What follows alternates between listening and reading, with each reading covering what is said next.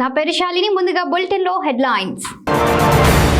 కళ్ళ ముందు నీళ్లు కనిపించట్లేదా? విపక్షాలపై Harish Rao serious.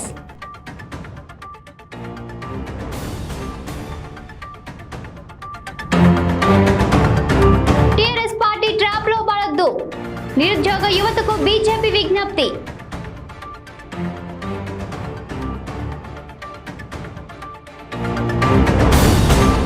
Brown sugar gang ను అరెస్టు చేసిన నాచారం పోలీసులు. 16 గ్రాముల బ్రౌన్ షుగర్, 19,000 నగదు స్వాధీనం.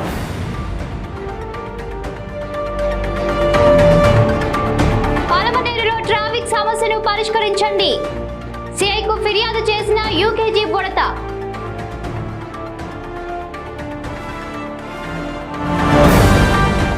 తెలంగాణకు జీవనాడిగా పరిగణిస్తున్న కాళేశ్వరం ప్రాజెక్టులో అంతర్భాగమైన మల్లన్న సాగర్ నుంచి యాదాద్రి భువనగిరి జిల్లాలోని గండి చెరువుకు గోదావరి జలాలను ఆర్థిక శాఖ మంత్రి తన్నీరు హరీష్ రావు విడుదల చేశారు.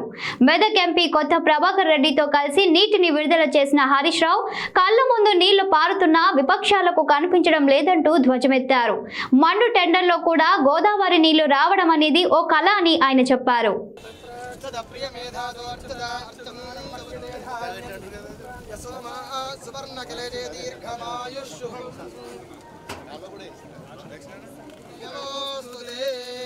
లక్ష్మీ గణాధిపతి భగవానికి సంపూర్ణ అనుకూలత అనుగ్రహ కటాక్ష బల సిద్ధిరస్తు రాజేంద్రార్కం వంశాభివృద్ధిరస్తు ఫలం మనోరథ బలం పుత్ర పౌత్ర ప్రవర్ధనం యస్మాత్ తస్మాత్ మమ్మేష ఋతః శాంతిం ప్రయచ్చ మే.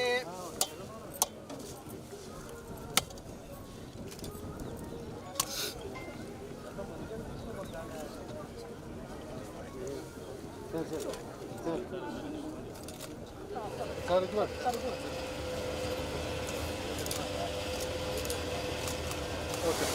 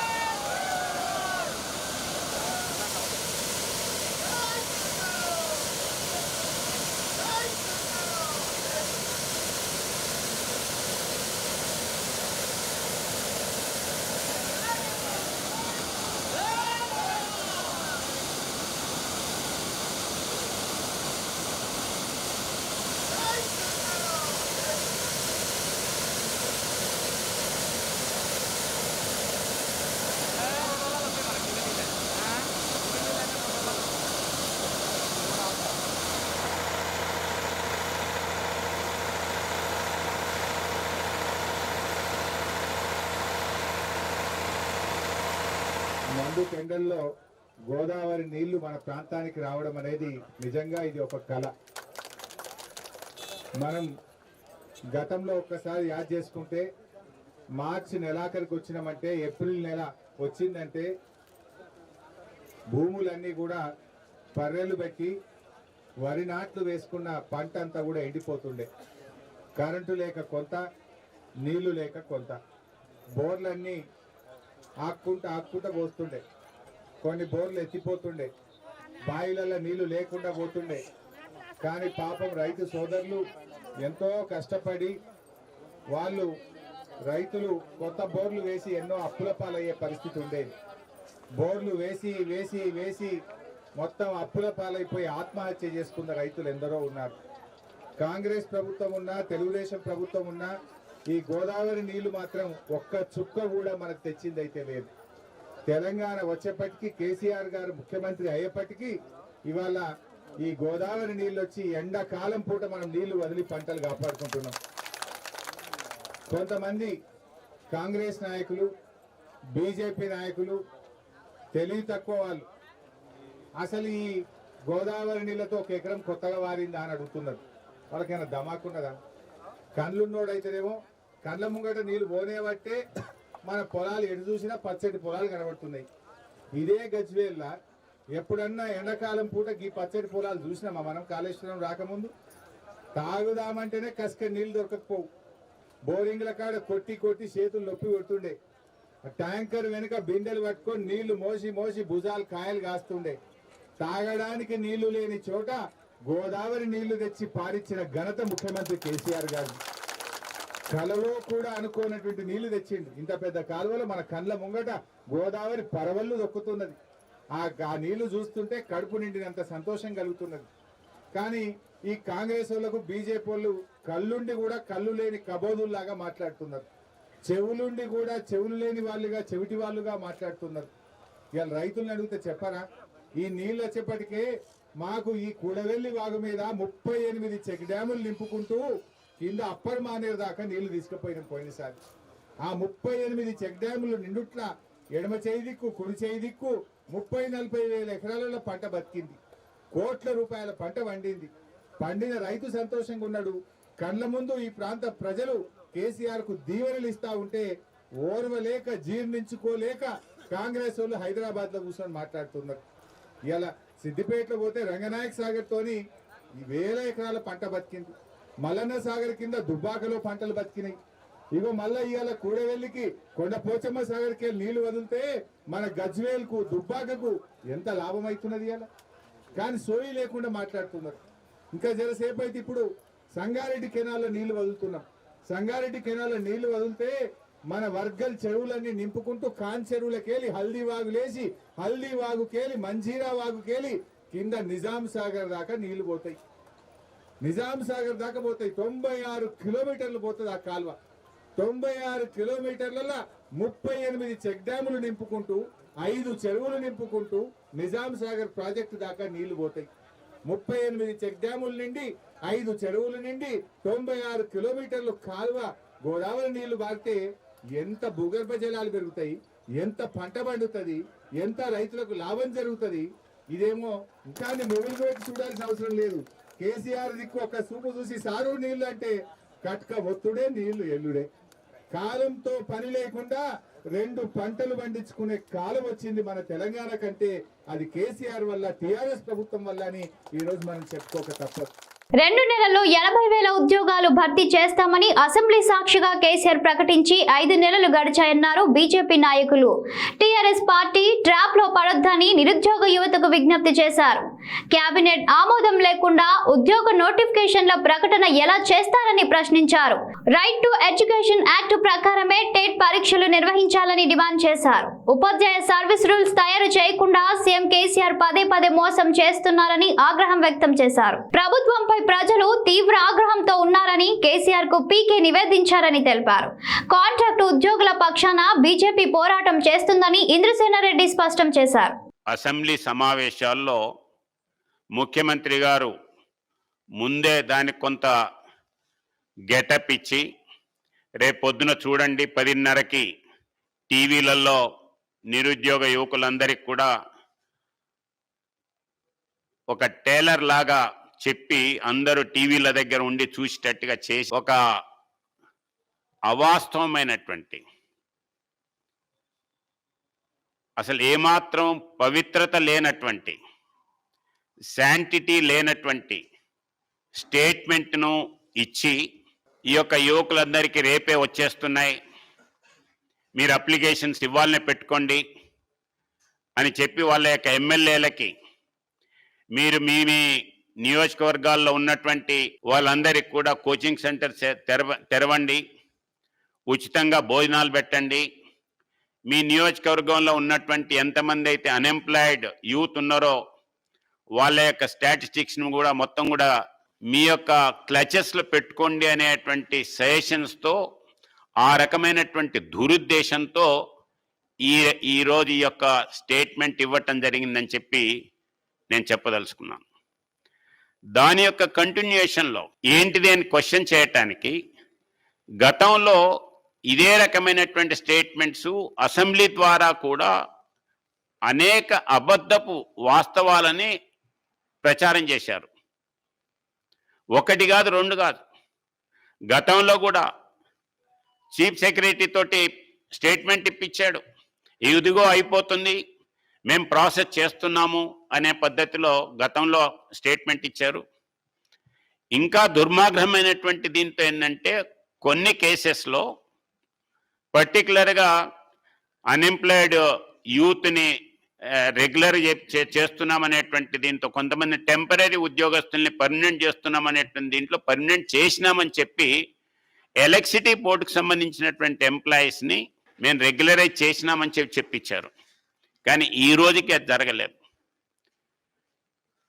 ఈరోజు నిరుద్యోగ యువకులందరూ కూడా నిజమే కదా, ఇవాళ మేము అప్లై చేసుకోమన్నారు కాబట్టి అప్లై చేసుకుందాం తొందరపడి అని చెప్పి ఈ సేవ దగ్గరికి మీ సేవ దగ్గరికి వెళ్ళి మేము అప్లై చేసుకుందామని అంటే కలెక్టర్ దగ్గర పోయి కలెక్టర్ ఆఫీసులో అడిగితే వాళ్ళందరూ కూడా ఈ యొక్క నిరుద్యోగ యువకుల్ని అవహేళన చేస్తూ మాట్లాడుతున్నారు.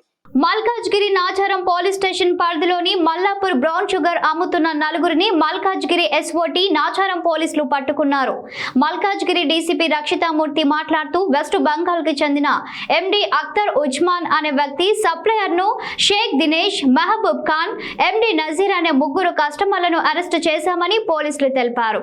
వీరి వద్ద 16 గ్రాముల హెరాయిన్, ఒక వెయింగ్ మిషన్, 19,000 రూపాయల నగదు, సిల్వర్ ప్యాకింగ్ కవర్స్, 5 సెల్ ఫోన్లను సీజ్ చేశామని అన్నారు.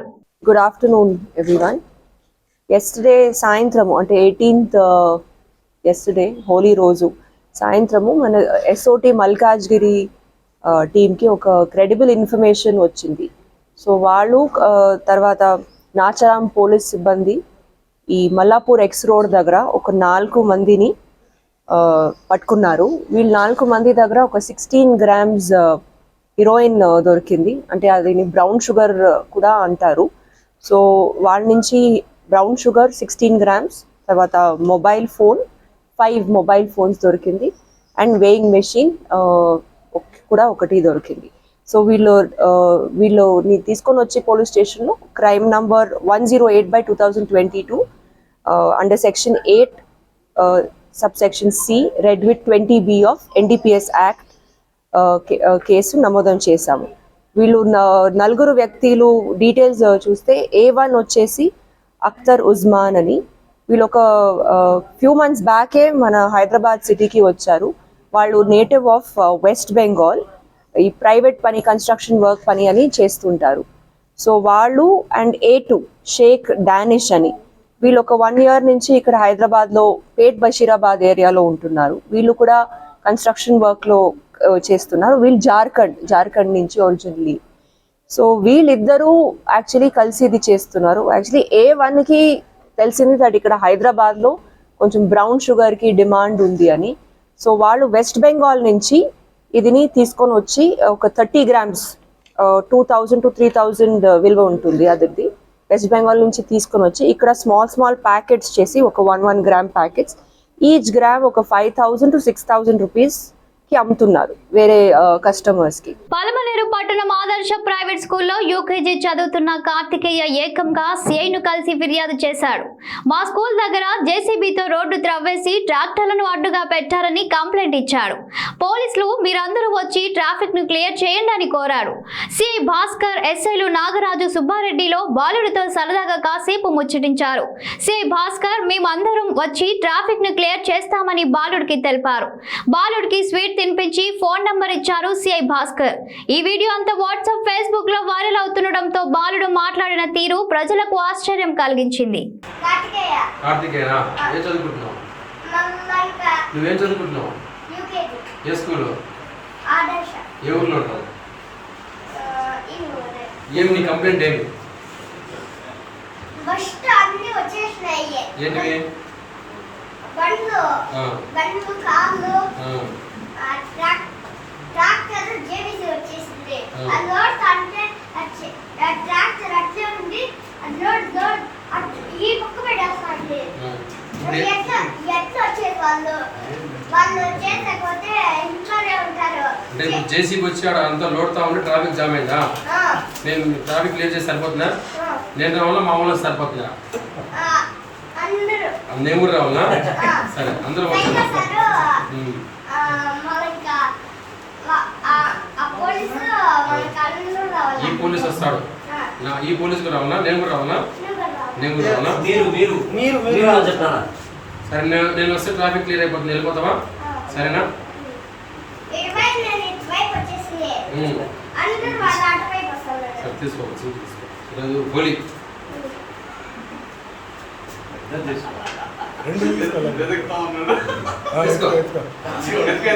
తీసుకో. థ్యాంక్ యూ చెప్పు సార్కి. Thank you sir. Happy Holi అని చెప్పు. నీకేమైనా ప్రాబ్లమ్స్ ఉంటే ఏం చేస్తావు? మీ డాడీ వచ్చారు.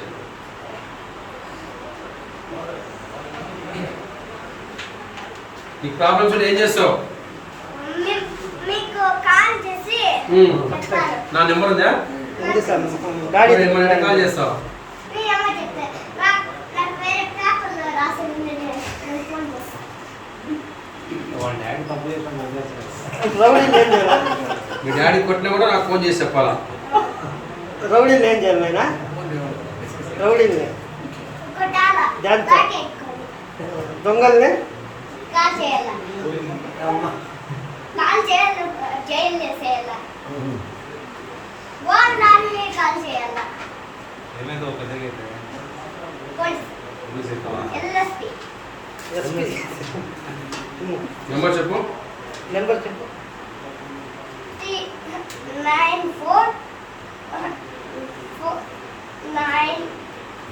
9440796733 నోటెడ్ నెంబరు, లేకపోతే 100 కన్నా కాల్ చేయాలి.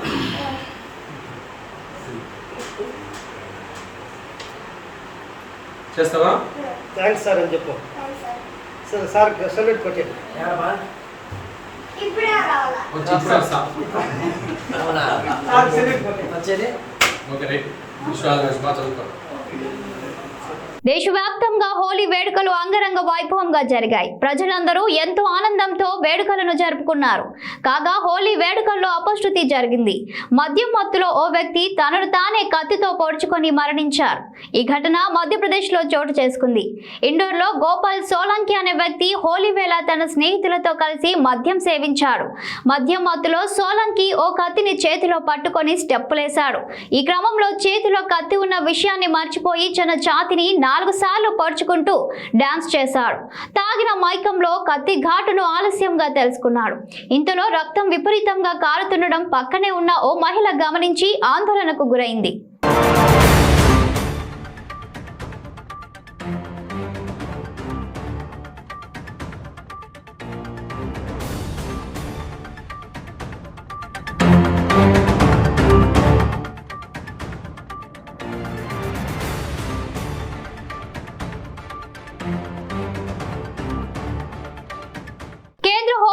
అమిత్ షా శనివారం జమ్మూలో సెంట్రల్ రిజర్వ్ పోలీస్ ఫోర్స్ 83వ రైజింగ్ డే కార్యక్రమంలో పాల్గొన్నారు. జమ్మూ చేరుకున్న తర్వాత ఉగ్రవాద సంఘటనలో మరణించిన జమ్మూ కాశ్మీర్ పోలీస్ సిబ్బంది బంధువులకు షా ఉద్యోగ నియామక పత్రాలను అందజేశారు. జమ్మూ కాశ్మీర్ను సురక్షితంగా ఉంచడానికి దేశం మొత్తం గర్విస్తుందని తెలిపారు. నరేంద్ర మోదీ ప్రభుత్వం జమ్మూ కాశ్మీర్లోని అందరూ పోలీసులు వారి కుటుంబాల సంక్షేమానికి కట్టుబడి ఉందని షా ట్వీట్ లో పేర్కొన్నారు. గత 5 నెలల్లో షా జమ్మూలో పర్యటించడం ఇది రెండోసారని, అంతకుముందు 5 రోజుల పాటు జమ్మూ కాశ్మీర్ లో పర్యటించారని తెలిపారు. उपस्थित जम्मू कश्मीर के उपराज्यपाल माननीय मनोज सिन्हा जी, भारत सरकार की मंत्रिपरिषद में मेरे साथी, यहीं के सांसद doctor Jitendra Singh ji, Jammu Kashmir high court के मुख्य न्यायाधीश जस्टिस पंकज मित्तल जी, भारत सरकार के गृह सचिव श्रीमान भल्ला जी, आसूचना ब्यूरो के निर्देशक श्री अरविंद कुमार जी, आज जिनके निमंत्रण पर मैं यहाँ पर उपस्थित हुआ हूँ, सीआरपीएफ के डीजी श्री कुलदीप सिंह जी, मुख्य सचिव जम्मू और कश्मीर, और आज इस शानदार परेड में जिन्होंने हिस्सा लिया है और अन्यथा भी उपस्थित है, सभी सीआरपीएफ के मेरे प्यारे जवान भाइयों बहनों, उनके परिवारजनों, प्रिय बच्चों, पत्रकार और छायाकार मित्रों, आज सीआरपीएफ के लिए और देश की सुरक्षा के लिए जुड़े हुए सभी संगठनों के लिए बहुत हर्ष का विषय है कि आज सीआरपीएफ अपनी 83वीं वर्षगांठ मना रहा है। इस अवसर पर देश भर में देश की सुरक्षा और आंतरिक सलामती का काम करते हुए फैले हुए लाखों सीआरपीएफ के सभी जवानों को मैं हृदय से बधाई भी देता हूं और बहुत शुभकामनाएं भी देता हूं। मित्रों, भारत सरकार ने एक निर्णय अभी किया है कि सभी सीआरपीएफ उसका वार्षिक परेड देश के अलग अलग हिस्सों में मनाया जाएगा। इसके पीछे उद्देश्य यह है कि देश की सुरक्षा, सीमाओं की सुरक्षा और आंतरिक सुरक्षा में लगे हुए सभी सीआरपीएफ संगठन अलग अलग हिस्सों में जाकर देश की जनता से आत्मीय संबंध बनाए और देश की संस्कृति के साथ घुल मिलकर अपने आप को सदैव ड्यूटी के लिए समर्पित करें। इसी कार्यक्रम के तहत आज सीआरपीएफ की वार्षिक परेड ऐतिहासिक शहर जम्मू में आयोजित की गई है। आज मैं जम्मू में आया हूं। ये ऐतिहासिक नगर में मेरी बात की शुरुआत करने से पहले सबसे पहले मां वैष्णो देवी को प्रणाम कर मैं मेरी बात की शुरुआत करना चाहता हूं। ये यही भूमि है जहां पंडित प्रेमनाथ डोगरा ने और श्यामा प्रसाद मुखर्जी ने कश्मीर को भारत का अटूट हिस्सा बताते हुए एक देश में दो प्रधान, दो निशान और दो विधान नहीं चलेंगे, इसका आंदोलन किया था। और हमारे देश के नेता श्यामा प्रसाद मुखर्जी का बलिदान भी इसी धरती पर इसी आंदोलन को करते करते हुआ था। आज मुझे आनंद है कि मोदी जी के नेतृत्व में श्यामा प्रसाद मुखर्जी और पंडित प्रेमनाथ डोगरा दोनों के स्वप्न आज पूरे हुए हैं और आज एक निशान, एक विधान और एक प्रधान का स्वप्न पूरा हुआ है। मित्रों, आज सीआरपीएफ के स्थापना दिन पर 2340 सीआरपीएफ के जो बलिदानियों ने बलिदान दिया है स्थापना से लेकर आज तक, और देश की सीमाओं की सुरक्षा करते हुए, बाद में देश की आंतरिक सुरक्षा करते हुए, नक्सलवाद, आतंकवाद के खिलाफ लड़ते हुए, कौमी दंगों को निपटते हुए, वो सभी सीआरपीएफ के जवानों को आज मैं देश की जनता की ओर से बहुत विनम्र श्रद्धांजलि भी देना चाहता हूं और उनके परिवारों के बलिदान को देश की जनता हमेशा हमेशा के लिए याद रखेगी। और देश का इतिहास जब भी लिखा जाएगा, ये 2340 बलिदानी, उनका बलिदान सुवर्ण अक्षर से लिखा जाएगा। इसका आश्वासन मैं उनके परिवारजनों को देना चाहता हूं। आज जिनको अपने उत्कृष्ट प्रदर्शन के लिए अलग अलग प्रकार के अवार्ड मिले हैं, उनको मैं हृदय से बधाई देना चाहता हूं।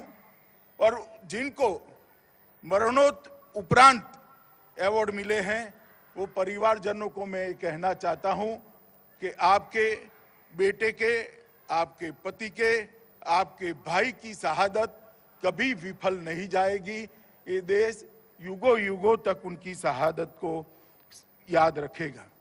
मित्रों, सीआरपीएफ ने एक जो परंपरा खड़ी की है, अपने आप का विचार करे बगैर, अपने आप का विचार करे बगैर देश का विचार करना, देश की सुरक्षा का विचार करना, ये परंपरा को मुझे विश्वास है सीआरपीएफ के सभी जवान आगे ले जाएंगे और सुदृढ़ करेंगे। हम सभी का आज के दिन यही संकल्प होना चाहिए। सीआरपीएफ केवल एक सीएपीएफ के रूप में नहीं है। देश का बच्चा बच्चा सीआरपीएफ के जवानों की शिस्त, समर्पण, बलिदान और त्याग की भावना की सराहना करता है। बचपन से मैंने देखा है, कोई भी दंगा हो, सीआरपीएफ के जवान आते ही लोगों के मन में ये आश्वस्ति हो जाती है कि अब दंगा शांत हो जाएगा, अब परिस्थिति को सीआरपीएफ संभाल देगी। ये आश्वस्ति वैसे ही नहीं होती, अनेक सालों की परिश्रम और उज्जवल इतिहास के आधार पर ये आश्वस्ति होती है। चाहे नक्सल एरिया हो, चाहे कश्मीर के अंदर पाक प्रेरित आतंकवादियों का सामना करना हो, चाहे उत्तर पूर्व के अंदर अशांति फैलाने वाले ग्रुपों को समाप्त कर शांति को बहाल करना हो, ये तीनों क्षेत्र में सीआरपीएफ ने बहुत सराहनीय भूमिका निभाई है। और मैं विश्वास के साथ कह सकता हूं, जिस प्रकार से मोदी जी के प्रधानमंत्री बनने के बाद कश्मीर, माओवादी क्षेत्र और उत्तर पूर्व में जिस दृढ़ता के साथ सीआरपीएफ ने काम शुरू किया है, मुझे विश्वास है कि कुछ ही सालों के अंदर ये तीनों क्षेत्र के अंदर शायद सीआरपीएफ को बहाल करने की जरूरत ही न हो। चिर शांति का एक साम्राज्य तीनों क्षेत्र में हम बना पाएंगे, इसका मुझे विश्वास है। और अगर ये होता है तो उसका मुख्य श्रेय सीआरपीएफ के जवानों को ही जाएगा। आज के दिन ही 1950 के दिन देश के प्रथम गृह मंत्री और लौह पुरुष, जिनके कारण आज हम एक अखंड भारत का स्वरूप देख रहे हैं, सरदार पटेल ने सीआरपीएफ को ध्वज दिया था। और आज वहीं से शुरू हुआ ये संगठन 246 बटालियन और 3,25,000 के जवानों के बल के साथ देश का सबसे बड़ा सशस्त्र बल बनकर उभरा है, जिसकी विश्वसनीयता न केवल देश, दुनिया में जिसकी विश्वसनीयता का लोहा लेने के लिए एक भी सशस्त्र संगठन तैयार नहीं है, इसका मुकाबला नहीं कर सकता है। इस प्रकार का एक अद्भुत संगठन आज खड़ा हुआ है। मित्रों, आज जब सीआरपीएफ का स्थापना दिन है, हम हॉट स्प्रिंग को कैसे भूल सकते हैं।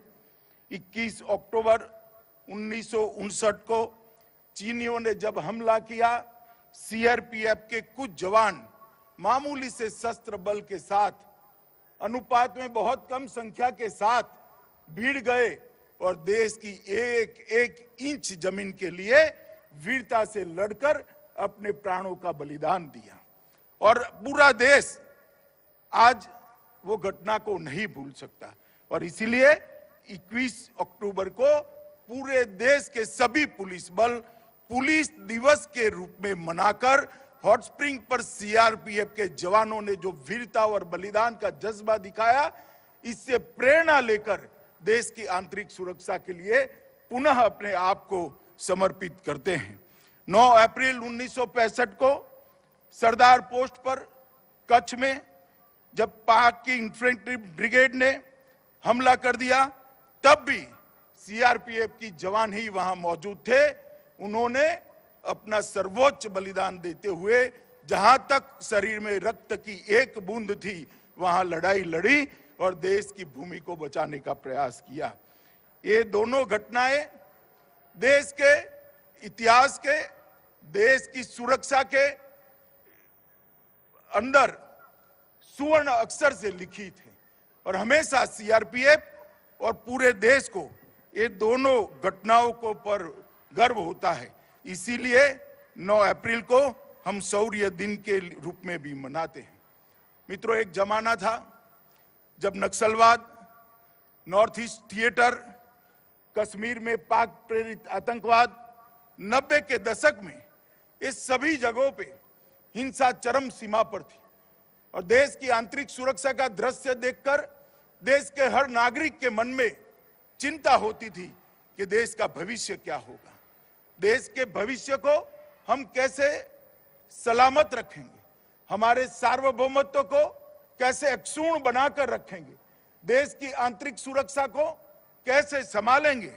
मगर कुछ ही सालों में 2 दशक के कम समय के अंदर सीआरपीएफ ने चाहे नक्सलवाद का क्षेत्र हो, चाहे नॉर्थ ईस्ट हो, चाहे कश्मीर का थिएटर, सभी जगह पर अपनी दृढ़ इच्छा शक्ति का परिचय बताते हुए देश को छीन विशीन करने वाली शक्तियों को समाप्त करने के कगार पर आज सीआरपीएफ पहुंचा है।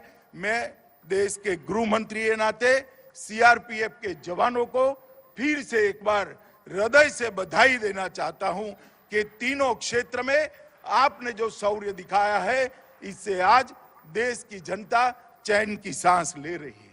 मित्रों, लोकतंत्र का उत्सव होता है चुनाव। चुनाव ही हमारे संविधान के लोकतंत्र के परिप्रेक्ष्य की पूर्ति करता है और निष्पक्ष और निर्भीक चुनाव, मत की अभिव्यक्ति निर्भीक रूप से हो, वो चुनाव की आत्मा होती है। और देश में जब जब कभी भी, चाहे विधानसभा के चुनाव हो, चाहे लोकसभा के चुनाव हो, जब कभी भी चुनाव होते हैं, देश के अंदर सबसे बड़ी ड्यूटी का निर्वहन करने वाला कोई सशस्त्र बल होता है तो अपना सीआरपीएफ होता है। और देश के अंदर लोकतंत्र को सुरक्षित रखने के लिए भी सबसे बड़ा योगदान सीआरपीएफ का है, क्योंकि निर्भीक चुनाव और निर्भीक मत की अभिव्यक्ति के बगैर कोई भी लोकतंत्र अपने आप को मजबूत नहीं रख सकता। मैं सीआरपीएफ के जवानों को इसके लिए भी बहुत बहुत बधाई देना चाहता हूं। आरएएफ की टुकड़ियों की स्थापना के बाद एक जमाने में भीषण दंगे देश भर में दिखाई पड़ते थे। आरएएफ ने कम से कम बल प्रयोग के साथ दंगों को कंट्रोल करने की, दंगों पर काबू पाने की नई पद्धतियां भी विकसित की है और वो पद्धतियों के अंदर महारत भी हासिल की है। दृढ़ता इतनी ही है जितनी होनी चाहिए, मगर कम से कम बल प्रयोग के साथ दंगाइयों को एक प्रकार की नई कला से आरएएफ शांत करने में बहुत विश्वासपूर्ण तरीके से आज सफल हुआ है। और मैं देश के दंगों का इतिहास कोई भी देखेगा तो उसके 2 हिस्से जरूर दिखाई पड़ेंगे, आरएएफ की स्थापना के पहले के दंगे और आरएएफ की स्थापना के बाद के दंगे। मैं निश्चित रूप से कह सकता हूं कि आरएएफ की स्थापना के बाद देश में दंगों को बहुत कम करने में रैपिड एक्शन फोर्स को सफलता मिली है। और रैपिड एक्शन फोर्स ने इसके साथ साथ स्टेट की रिजर्व पुलिस को भी ट्रेन करने का एक अभियान चलाया। इससे एक वाक्यता के साथ रैपिड एक्शन फोर्स और स्टेट की रिजर्व पुलिस दोनों साथ में मिलकर काम करते हैं, इसके बहुत अच्छे परिणाम मिले हैं। मित्रों, ये आजादी का अमृत महोत्सव है, अमृत महोत्सव का वर्ष है। हमारे देश के प्रधानमंत्री जी ने आजादी के अमृत महोत्सव में 130 करोड़ के देश के सामने एक लक्ष्य रखा है कि जब हम आजादी की शताब्दी मनाते हो, उस वक्त हर क्षेत्र के अंदर दुनिया में देश प्रमुख स्थान पर हो, चाहे आर्थिक क्षेत्र हो, चाहे सुरक्षा का क्षेत्र हो, चाहे शिक्षा का क्षेत्र हो, चाहे आपसी सद्भाव का क्षेत्र हो, चाहे सांस्कृतिक विरासत को आगे ले जाना हो, चाहे रिसर्च एंड डेवलपमेंट को बढ़ाना हो, चाहे इंफ्रास्ट्रक्चर को मजबूत कर हर गांव तक, हर घर तक इंफ्रास्ट्रक्चर पहुंचाना हो। अगर ये करना है तो देश के अंदर $5 ट्रिलियन की इकोनॉमी का लक्ष्य हमारे प्रधानमंत्री जी ने देश के सामने रखा है। और मैं मानता हूं 5 ट्रिलियन डॉलर की इकोनॉमी का लक्ष्य तभी सिद्ध हो सकता है जब देश की आंतरिक सुरक्षा मजबूत हो और आंतरिक सुरक्षा के बारे में हम सुनिश्चित हों, और सीआरपीएफ की इसमें बहुत बड़ी भूमिका है। मैं आज डीजी सीआरपीएफ को जरूर कहना चाहता हूं, जैसे देश के अंदर हर क्षेत्र, हर इकाई अपने लक्ष्य तय कर रहा है, सीआरपीएफ भी आजादी के अमृत महोत्सव के वर्ष में एक शताब्दी तक के सीआरपीएफ का रोड मैप, आने वाली चुनौतियां और आने वाली टेक्नोलॉजी को, उपलब्ध टेक्नोलॉजी को और आने वाली टेक्नोलॉजी को आत्मसात करने की रणनीति दोनों बनाकर सीआरपीएफ को सबसे आधुनिक, सबसे सक्षम और सबसे इफेक्टिव सशस्त्र बल बनाएं। इस दिशा में हमने काम करना होगा। मुझे विश्वास है कुलदीप जी के नेतृत्व में सीआरपीएफ की पूरी टीम इसको आगे बढ़ाएगी। मित्रों, आज एक कार्यक्रम जम्मू कश्मीर में रखा है, तब मैं निश्चित रूप से जम्मू कश्मीर की स्थिति का भी बात करना चाहूंगा। 2014 में नरेंद्र भाई देश के प्रधानमंत्री बनने के बाद जम्मू कश्मीर की स्थिति में इतने कम अंतराल के अंदर बहुत बड़ा परिवर्तन आया है। सबसे पहली बात, जम्मू कश्मीर में लोकतंत्र को गांव तक पहुंचाने की शुरुआत हुई है। आज जम्मू कश्मीर के लिए और देश भर के लिए गर्व की बात है, 33,000 से ज्यादा प्रतिनिधि ये लोकतंत्र का हिस्सा बनाए हैं। हर गांव में पंच सरपंच गांव को विकास के रास्ते पर आगे ले जा रहे हैं। तहसील पंचायतें बनी हैं, जिला पंचायतें बनी हैं। लोकतंत्र को जमीन पर पहुंचाने में आज नरेंद्र मोदी सरकार को बहुत बड़ी सफलता मिली है। मित्रों, इसके साथ ही धारा 370 हटाने के कारण दलितों, पिछड़े वर्ग, महिलाओं और पहाड़ी लोगों को एक प्रकार से जो विकास की प्रक्रिया से कहीं न कहीं कटे हुए थे, नए कानूनों के तहत इन सबको समाहित करते हुए सर्वस्पर्शीय, सर्वसमावेशक विकास की शुरुआत जम्मू कश्मीर में हुई है। और मैं मानता हूं कि जम्मू कश्मीर के अंदर सबसे बड़ा काम हुआ है, जो सशस्त्र बलों की सबसे बड़ी सफलता है कि यहां पर आतंकवाद पर एक निर्णायक कंट्रोल लेने में सशस्त्र बलों को सफलता मिली है। औद्योगिक विकास भी देश की आजादी से लेकर अब तक जितना इन्वेस्टमेंट जम्मू कश्मीर में आया है, हमारे एलजी साहब यहाँ बैठे हैं, मैं उनको बहुत मनोज जी को बधाई देना चाहता हूं कि 33,000 करोड़ से ज्यादा का इन्वेस्टमेंट जम्मू और कश्मीर के अंदर जमीन पर उतारने में जम्मू कश्मीर प्रशासन को सफलता मिली है। प्रधानमंत्री पैकेज के सारे पहलुओं को पूर्ण करने के लिए द्रुत गति से काम हो रहा है। हर घर जल, बिजली हर घर पहुंचाना, कोरोना के लिए एक अद्भुत व्यवस्था खड़ी करना, हर घर में शौचालय पहुंचाना, हर घर के अंदर आयुष्मान भारत का कार्ड पहुंचाना, ये सारी योजनाओं में 100% सैचुरेशन जम्मू कश्मीर लाया है। इसके लिए जम्मू कश्मीर प्रशासन बहुत बधाई का हकदार बनता है। सड़क निर्माण में सारे रिकॉर्ड तोड़ते हुए ये 5 साल के अंदर सड़क निर्माण आजादी के बाद सबसे तेज रफ्तार के साथ हुआ है। चाहे नेशनल हाईवे हो, चाहे स्टेट हाईवे हो, चाहे गांव को जोड़ने वाले छोटे छोटे रास्ते हो, हर क्षेत्र के अंदर रिकॉर्ड तोड़ने का काम जम्मू कश्मीर प्रशासन ने किया है।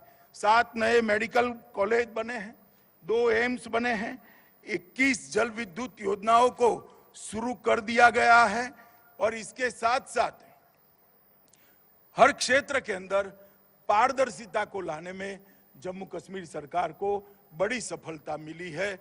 आजादी के बाद पहली बार भ्रष्टाचार के विरोध में एक बहुत बड़ा अभियान दोनों प्रकार से किया गया। भ्रष्ट लोगों को नसीहत करने का भी अभियान लिया गया और सिस्टम के अंदर से, प्रशासन के अंदर से भ्रष्टाचार कैसे नाबूद हो, इसके लिए भी एक बहुत बड़े बदलाव करने का काम जम्मू कश्मीर प्रशासन ने किया है। मैं आज इस मंच पर से जम्मू कश्मीर प्रशासन को भी बहुत बहुत बधाई देना चाहता हूं। मित्रों, मैं सीआरपीएफ पर हमेशा गर्व करता हूं, पूरा देश गर्व करता है। आज सीआरपीएफ का स्थापना दिन है।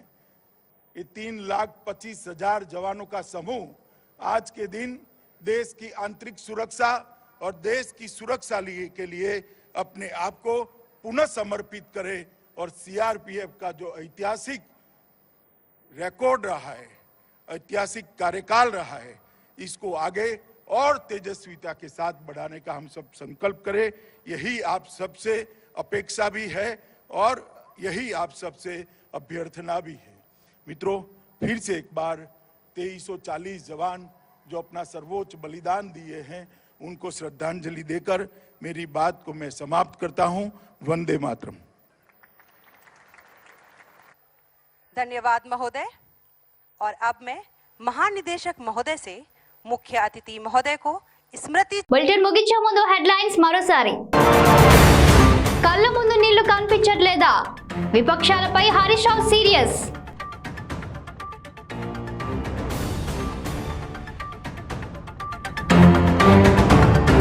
టీఆర్ఎస్ పార్టీ ట్రాప్ లో పడొద్దు. నిరుద్యోగ యువతకు బీజేపీ విజ్ఞప్తి.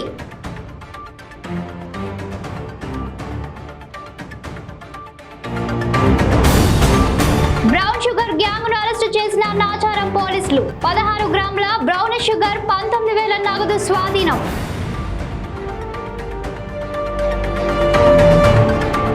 పలమనేరులో ట్రాఫిక్ సమస్యను పరిష్కరించండి. సిఐకు ఫిర్యాదు చేసిన యూకేజీ బుడత.